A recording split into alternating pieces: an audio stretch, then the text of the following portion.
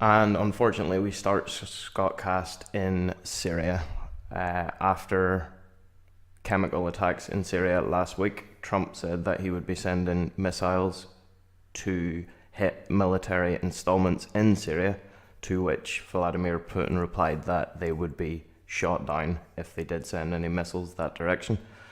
Trump took his usual diplomatic response and replied, "Russia vows to shoot down any and all missiles fired at Syria. Get ready, Russia. They're coming. Nice and new and smart.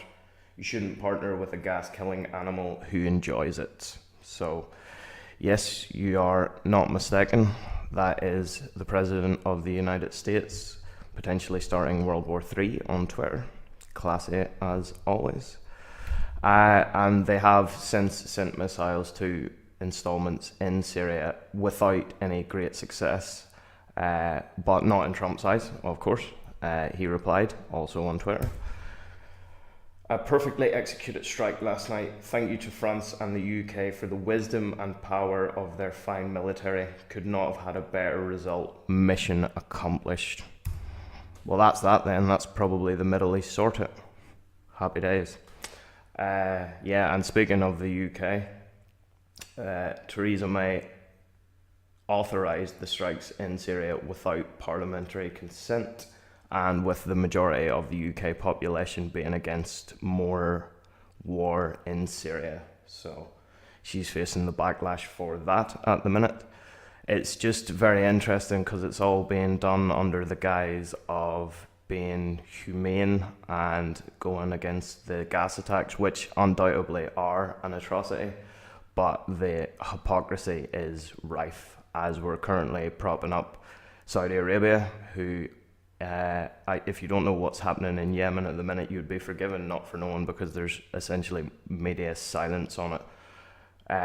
But Yemen at the minute, we have over 3 million people displaced, 22 million people in need of humanitarian aid, out of a population of 27.5 million people. So that's 80% of the population. And America and the UK continue to sell arms to Saudi Arabia without a qualm. So the hypocrisy is rife, no doubt. Not to mention that, you might also not have heard that there is more shit going on in Gaza as usual, and of course the UK and US government continue to support Israel without question, though I suppose we should probably be used to this by now. So yeah, the world's fucked up, as it always is. I'm sure you guys aren't surprised, but something is surprising is happening with the Trump presidency, something that is actually quite unexpected. I'll show you a video clip and we'll come back and talk about it in just a moment. Or are we sure all of this is real? Do we really know that Assad was behind the gas attack? It's not a defense of Assad, but it's an obvious question. How could we know that conclusively so soon after the attack happened? We didn't have any Americans on the ground. And why would Assad do that, given the certainty it would hurt his own interests? And while we're on the subject, by the way, why is a war in Syria a good idea for the United States in the first place? How would it make us safer, happier, more prosperous?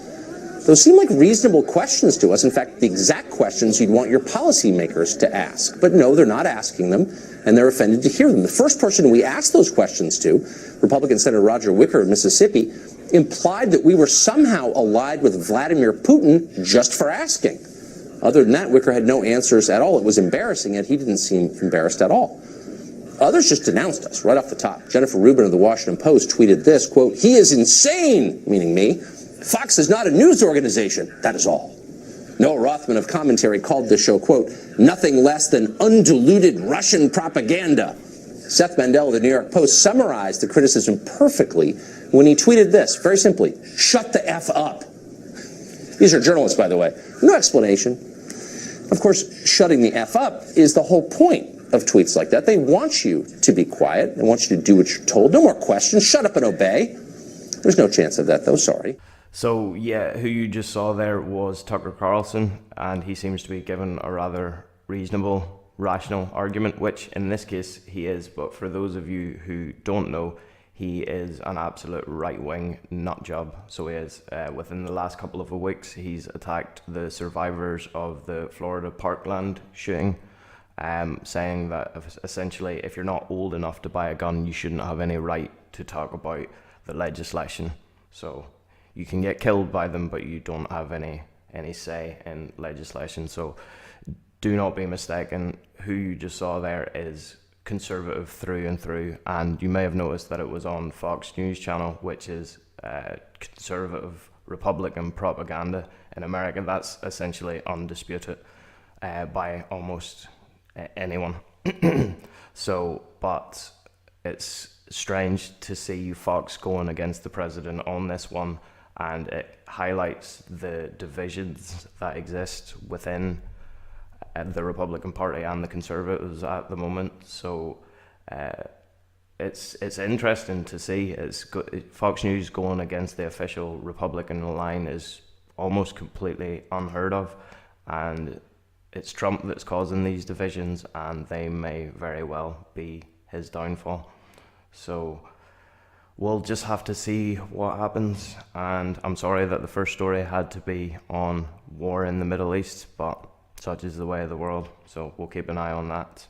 If you like what you saw and you want more content, then subscribe in the corner, and I will see all you guys very soon. Peace and love.